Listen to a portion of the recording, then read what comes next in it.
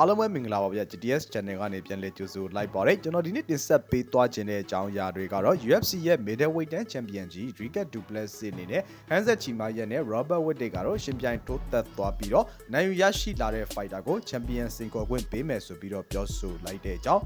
မကြခင်အချိန်အတွင်းမှာပဲ UFC ဂျိုဝိုင်းနဲ့ကိုပြန်လည်ဝင်ရောက်လာဖို့အတွက်ရှိနေတဲ့ဆိုတဲ့ UFC ရဲ့ Lightweight Champion ဟောင်း Charles Oliveira ဆိုတဲ့အကြောင်းနဲ့UFC Bantamweight တန်းရဲ့ Champion ကပတ်လူပွဲစဉ်ကိုလုံးဝကိုစောင့်စားနေတဲ့Uma Nurmagomedovကိုမတ်တော့စတဲ့အကြောင်းအရာတွေကိုစူးစီးသုံးသပ်တင်ဆက်ပေးသွားတော့မှာပဲဖြစ်ပါတယ်ပထမအဦးဆုံးအနေနဲ့တင်ဆက်ပေးသွားခြင်းတဲ့အကြောင်းအရာကတော့ UFC ရဲ့ Middleweight Championကြီး Dricus Du Plessis အနေနဲ့ Middleweight Champion ကပတ်လူခွင့်ကိုအခုလာမဲ့အော်တိုဘာလမှာရှင်ပြိုင်ထိုးသက်သွားမယ်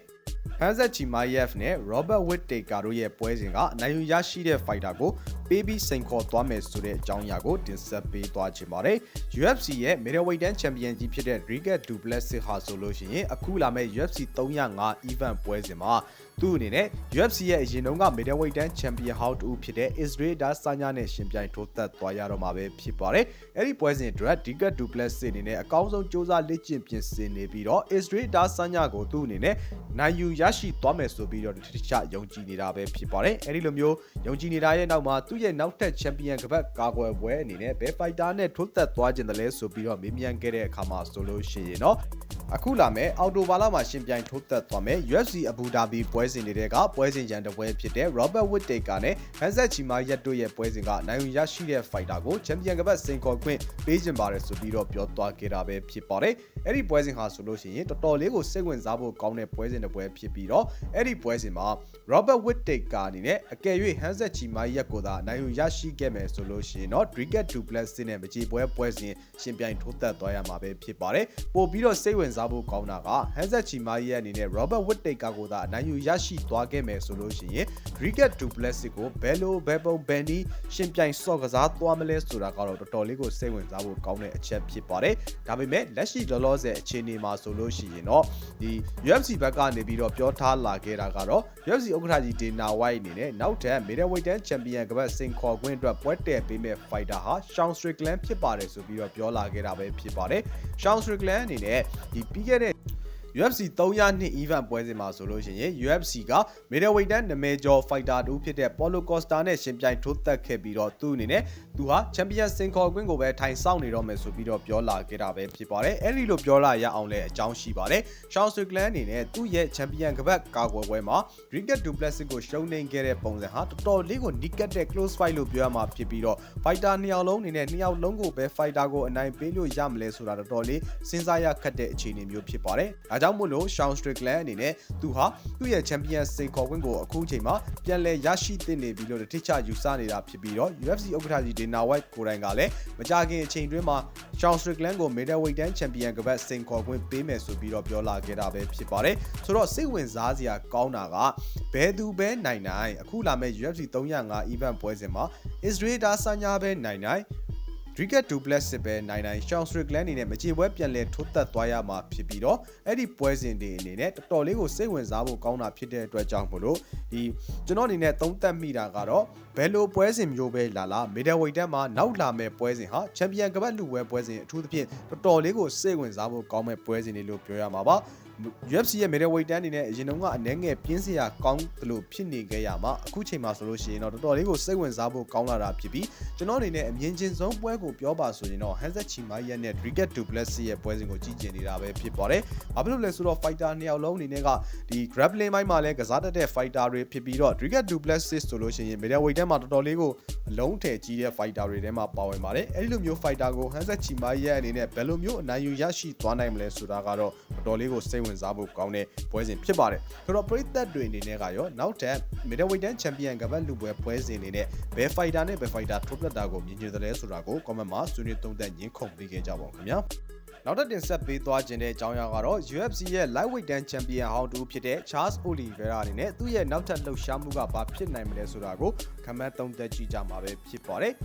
UFC ရဲ့ Lightweight Champion ဟောင်း Charles Oliveira အနေနဲ့ UFC အဖွဲ့အစည်းမှာ2021ခုနှစ်မှာသူ့အနေနဲ့ UFC ရဲ့ ဒီ lightweight တန်း champion စတင်ဖြစ်လာခဲ့တာဖြစ်ပြီးတော့သူ့အနေနဲ့ champion ဖြစ်လာပြီးကတည်းကတကယ်ကိုစိတ်ဝင်စားဖို့ကောင်းတယ်စိတ်လှုပ်ရှားဖို့ကောင်းတယ်ဆိုတဲ့ပွဲစဉ်တွေကိုပဲပရိသတ်တွေကိုချပြပေးခဲ့တဲ့ fighter ဖြစ်ပါတယ် Charles Oliveira ဟာ UFC အဖွဲ့အစည်းမှာထိုးသက်နေတာဟာဆိုလို့ရှိရင်10 စုနှစ်တခုလောက်ရှိပြီဖြစ်ပြီးတော့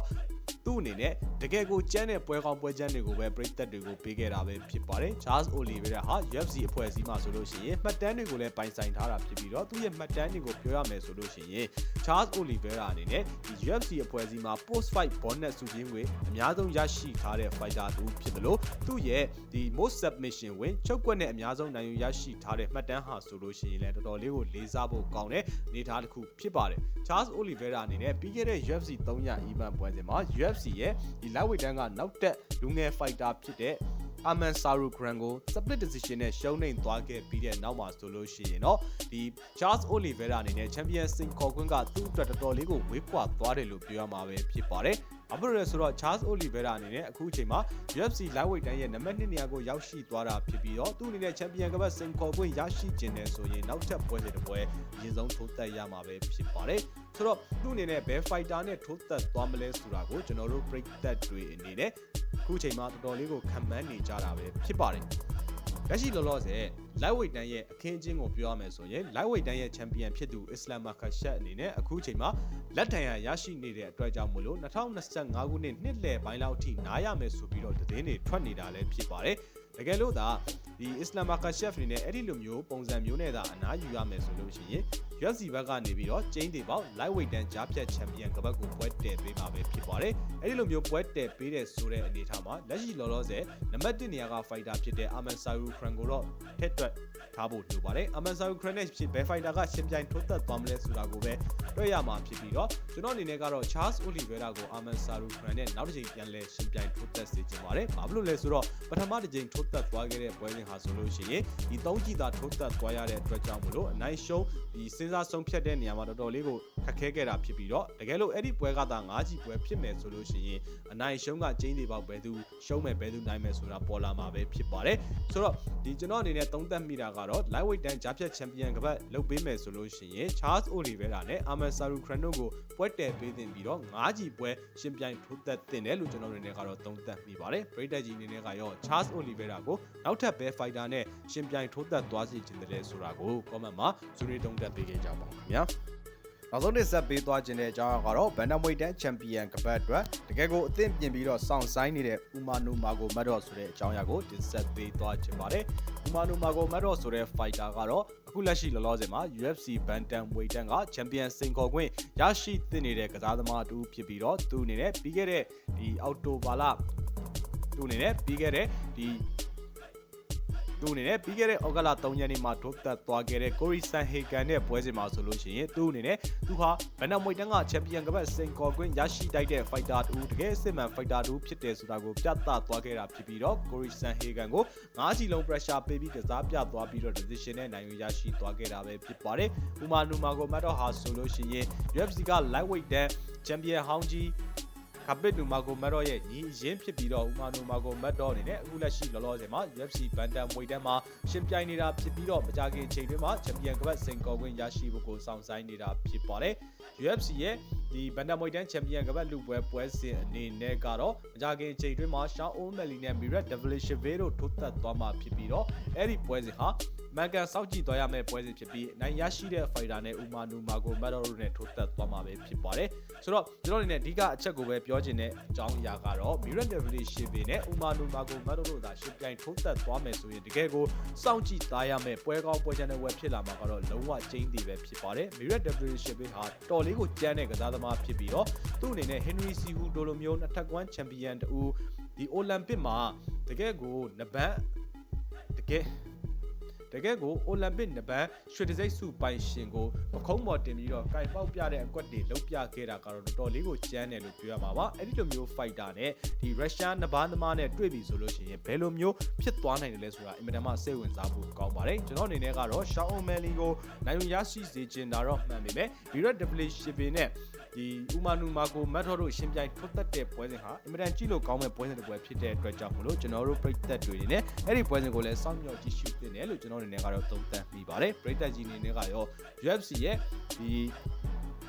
ီပ ပရိသတ်ကြီးအနေနဲ့ကတော့ UFC အဖွဲ့အစည်းမှာဥမာနိုမာကိုမတ်တော့လိုမျိုးနဘန်းသမားတွေအနေနဲ့ဘယ်လိုမျိုးနေထားသည့်ရောက်ရှိသွားနိုင်တယ်လဲဆိုတာကို comment မှာဆွေးနွေးသုံးသပ်ညှိခုံပေးခဲ့ကြပါဦးခင်ဗျာ